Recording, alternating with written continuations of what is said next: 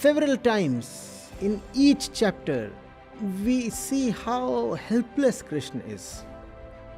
We find weakness lording over strength exactly because it is weak.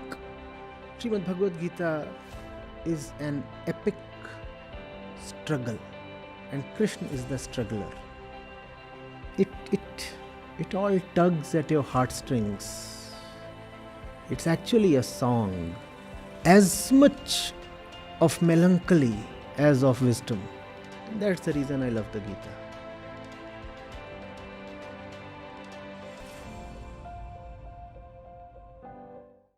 Hello, sir. I'm Jashanpreet, and today I want to ask you about recently a first year student of IIT died by suicide. He was scheduled caste and was from a poor background, and he fought really hard to get into IIT without any coaching. It is alleged that once his friends on campus found out about his caste, and their behavior towards him changed completely. This eventually led him to commit suicide. In the wake of this incident, many instances of caste discrimination on the elite campuses have come to light. So, in the name of meritocracy, a lot of students coming from privileged backgrounds are filled with caste bias. So, sir, you are also studied from Indian elite institutions. So, what are your views on it? What causes bright and well-read students to continue to harbor such prejudice? Please share your views on it.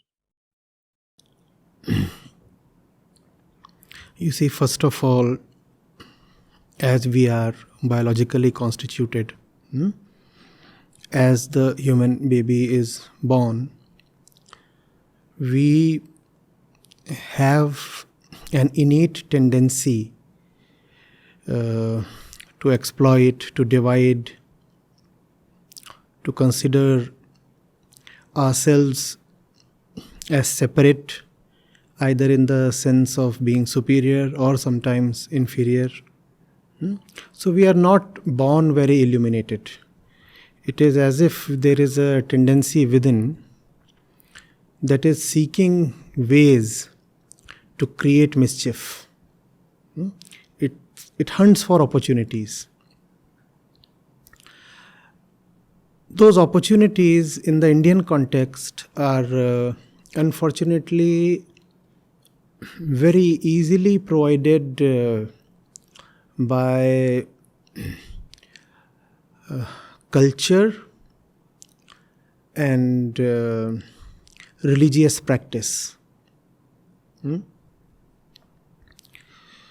You see, being born in the human shape does not alone make you human. Having knowledge about the world, sciences, humanities, and politics and everything else does not make you human. You are human when you understand who you are. And that's something, that's the only thing rather that distinguishes us from animals.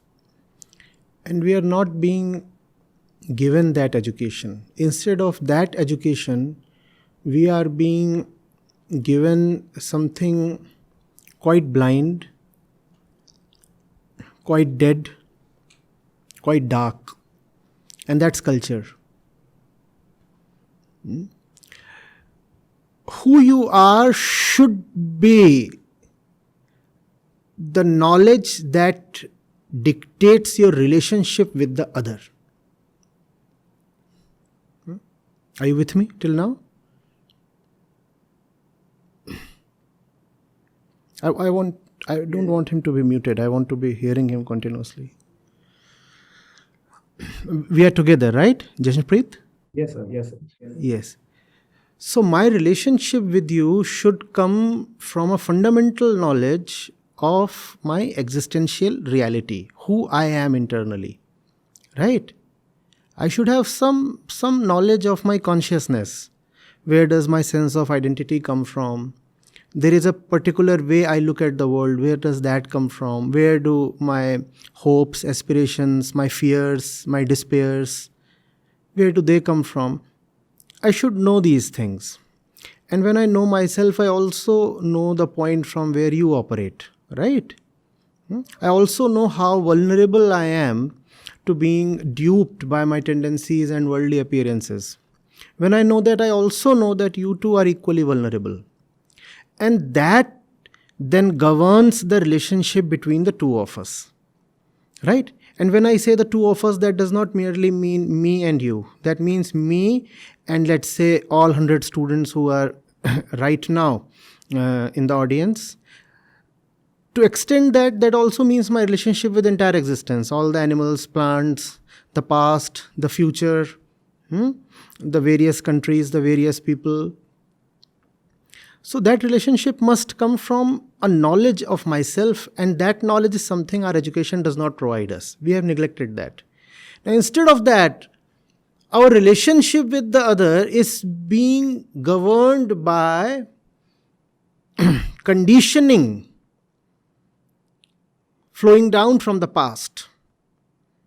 And that's what we proudly call as culture in India and everywhere else.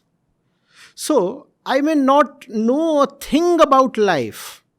I may not know at all what it means to be alive, what it means to be called a human being. But if I am born in a particular family, the culture of that family that's going to condition me will tell me well in advance how to behave with the neighbor.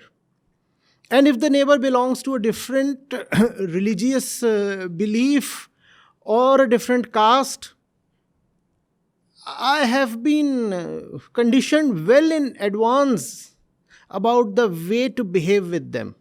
Have you been not? Are you given a chance to discover on your own? Nobody gets a chance.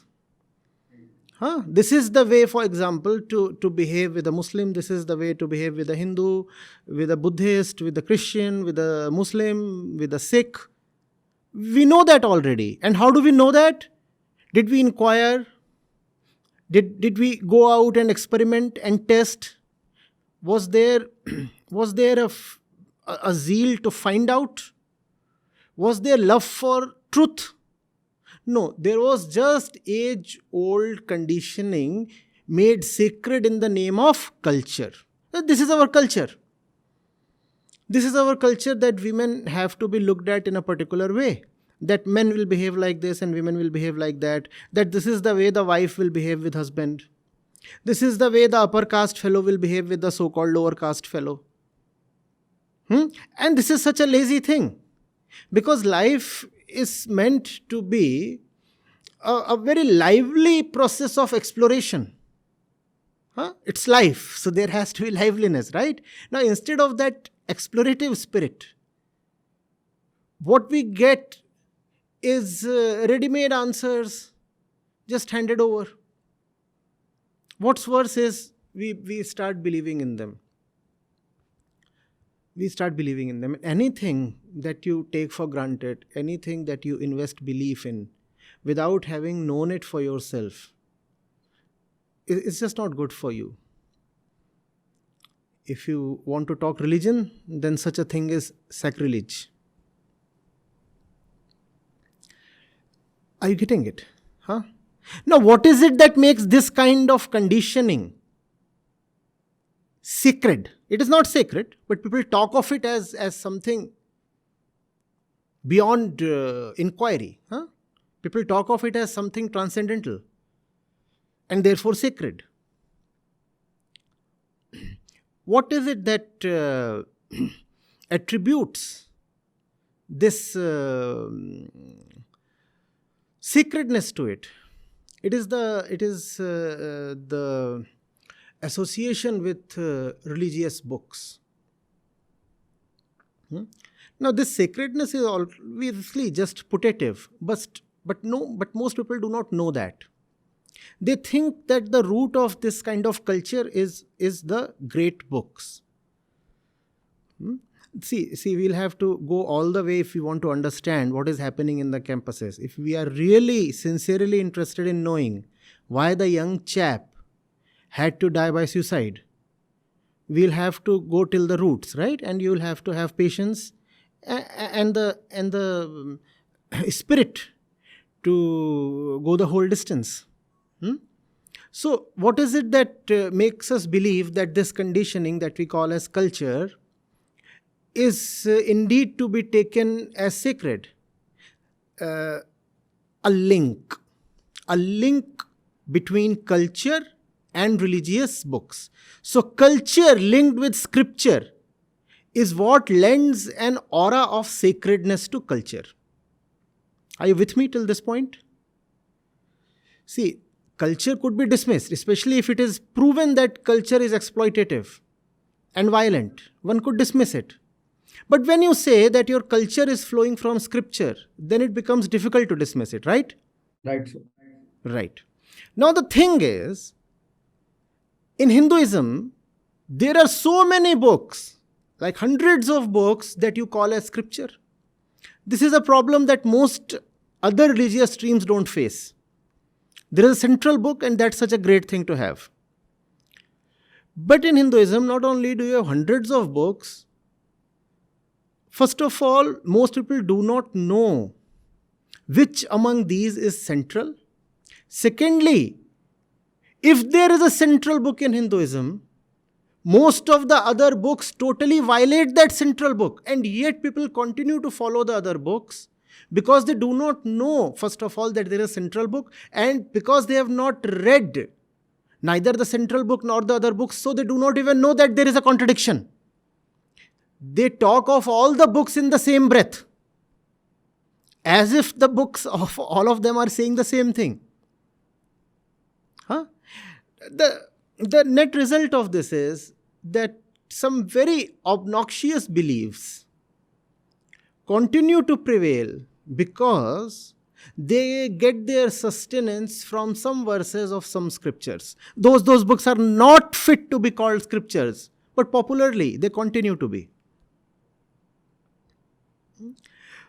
Now, what to do with that? We need education. We need education of the self. And if you are to call yourself a Hindu or a Sikh or a Muslim, then you need to be educated in at least your own scripture. Preferably, you should be educated in all major scriptures because they are important, because they affect the life of the world. Therefore, you ought to know of them. If nothing else, then as general awareness. But we do not know of that. Neither do we have education of the self, nor do we have education of the scripture. So some very useless books, some very mediocre documents, some compilations of outdated imaginary stories, they continue to hold currency. And many of them do talk of caste. Many of them do talk of caste as something flowing from the divine. Therefore, the culture remains because culture is granted its sanctity from scripture. And when that culture remains, suicides like the one you mentioned continue to happen. Are you getting it? Yes, sir. We might be educated in technology or in commerce or in science or in arts, but internally we are very, very uneducated people. What is being? What is existence? What is the self? What does it mean to live? These questions are rarely taken up in our classrooms. Life or existence or self is nowhere a subject to be taught. Whereas that's the most important thing, because that's who we are. All the other things are for us. Mathematics is not who you are. Maths is for you, right? Right. Commerce is not who you are. Commerce is for your sake. A machine is not who you are. All engineering and technology and science is for your sake. So we are taught of lot of things that are for us. But nobody is teaching us who we really are. And that is leading to a lot of blind belief to continue. Lot of blind belief. And if you'll challenge that belief, you will meet with a lot of resistance. People will say, this is our great culture. And if you question the culture, then as we discussed, they will say, no, if you're questioning culture, then you are questioning the scripture. And if you will question the scripture, we will attack you. Right. And that's when nobody has read the scripture.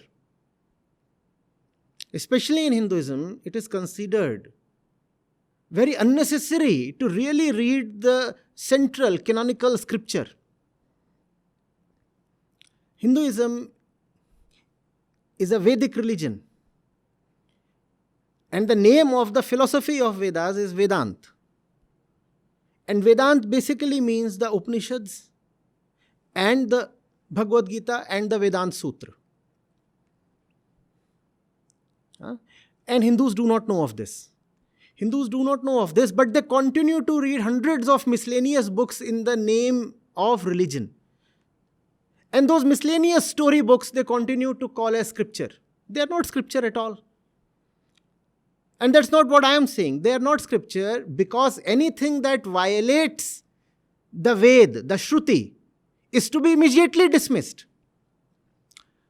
The first proof whether something is to be accepted as religious in Hinduism is that it should have Shruti Praman. What does Shruti Praman mean? Shruti is Ved. It should be saying something that is aligned with the philosophy of the Ved. That means it should be aligned with Vedanta. If something is not aligned with the Upanishads, then it has to be immediately dismissed as non-religious. Now, caste is something that Upanishads just do not approve of. In fact, they very actively dismiss caste. But still caste continues to hold sway. Why? Because there are certain other books that talk of caste as important. For example, some Smritis and a lot of Puranas. They support caste. Had we really been a careful people, an attentive people, an awakened people, we would have said, okay, all these books are there in the gamut of religion. Let me inquire into it. How can we have 500 different books in 500 different directions? Then is there something called a religion at all if anything goes? What do you mean by Hinduism? Then I can pick up a book according to my own tendency, my own choice, my own conditioning and claim to be religious. No. Then it's a free-for-all thing. Then it's like a supermarket. You go there and you pick up whatever you choose and you will continue to be called a decent customer. Right? Right. And that's not what religion is. Religion is not about going in whatever direction you please. Religion is about going in that one direction called the truth. Right?